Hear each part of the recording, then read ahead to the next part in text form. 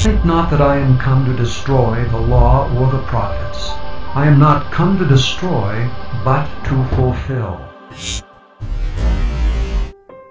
This actually has to be one of the easiest ones to expose this error. Some go so far as to define the word fulfill to mean done away with. So let's see if that makes sense, shall we?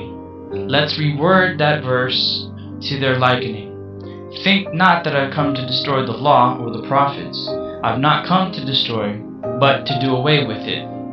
Rather obviously wrong, is it not? In fact, it's actually rather a ridiculous statement. Ever notice how everyone seems to have no problem acknowledging 9 of the 10 commandments? But when it comes to the one and only commandment that the Almighty specifically states to remember, it's this one they forget. Remember the Sabbath day, to keep it holy. 6 days shalt thou labor and do all thy work, but the 7th day is the Sabbath of the Lord thy God. In it thou shalt not do any work, thou, nor thy son, nor thy daughter, thy manservant, nor thy maidservant, nor thy cattle, nor thy stranger that is within thy gates. For in 6 days the Lord made heaven and earth, the sea, and all that in them is, and rested the 7th day. Wherefore the Lord blessed the Sabbath day and hallowed it.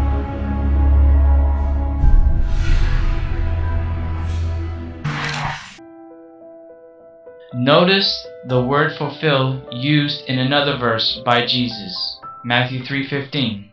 And Jesus answering said unto him, Suffer it to be so now, for thus it becometh us to fulfill all righteousness.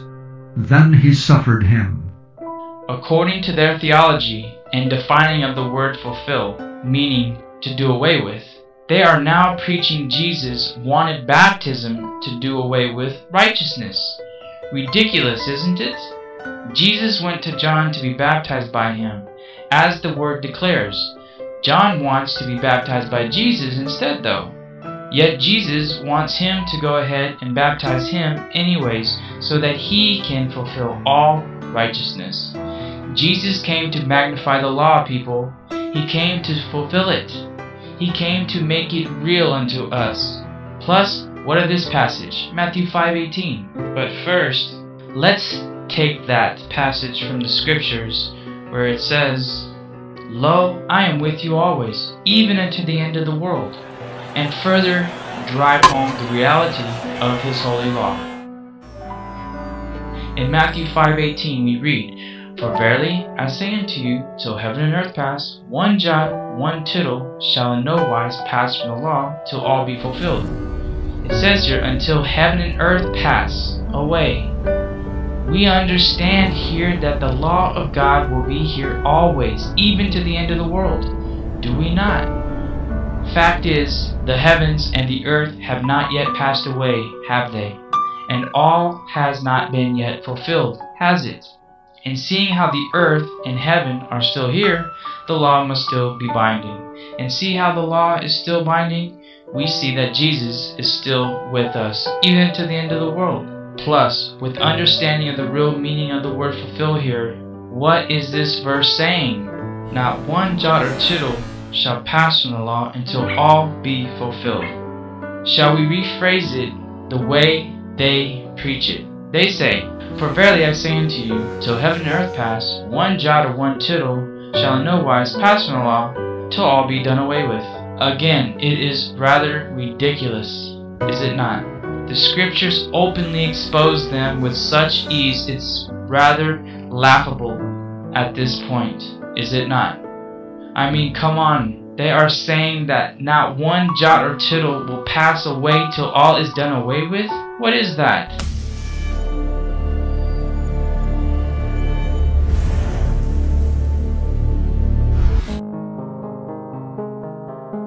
Okay, one more point to notice here.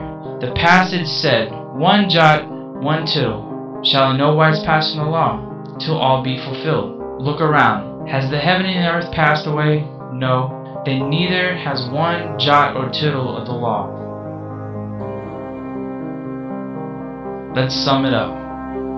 The main purpose for the walk of Jesus Christ we find in Romans 8:3-10. For what the law could not do, in that it was weak through the flesh, God sending his own Son in the likeness of sinful flesh, and for sin, condemned sin in the flesh, that the righteousness of the law might be fulfilled in us who walk not after the flesh, but after the Spirit. For they that are after the flesh do mind the things of the flesh, but they that are after the Spirit, the things of the Spirit. For to be carnally minded is death, but to be spiritually minded is life and peace. Because the carnal mind is enmity against God, for it is not subject to the law of God, neither indeed can be. So then they that are in the flesh cannot please God. But ye are not in the flesh, but in the Spirit, if so be that the Spirit of God dwell in you. Now if any man have not the Spirit of Christ, he is none of his. And if Christ be in you, the body is dead because of sin, but the Spirit is life because of righteousness. And the righteousness spoken of here in the righteousness of the law, that might be fulfilled in us.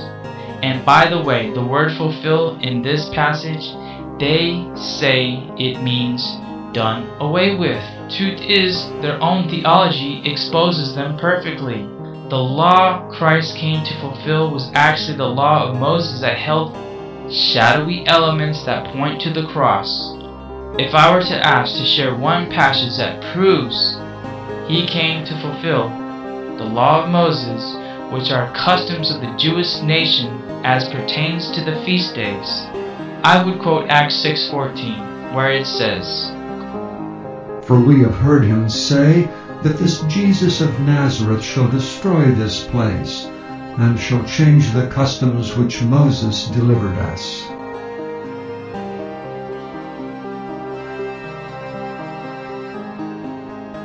One last note, Romans 13:8 and 10. Owe no man anything but to love one another, for he that loveth another hath fulfilled the law. For this, thou shalt not commit adultery, thou shalt not kill, thou shalt not steal, thou shalt not bear false witness, thou shalt not covet, and if there be any other commandment, it is briefly comprehended in this saying, namely, thou shalt love thy neighbor as thyself. Love worketh no ill to his neighbor, therefore love is the fulfilling of the law. Read this passage carefully, and you will see that to love actually fulfills the law. The first 4 commandments deal with how we show our love to God. The last 6 deal with how we show love to each other. If you love as Jesus did, you will fulfill it.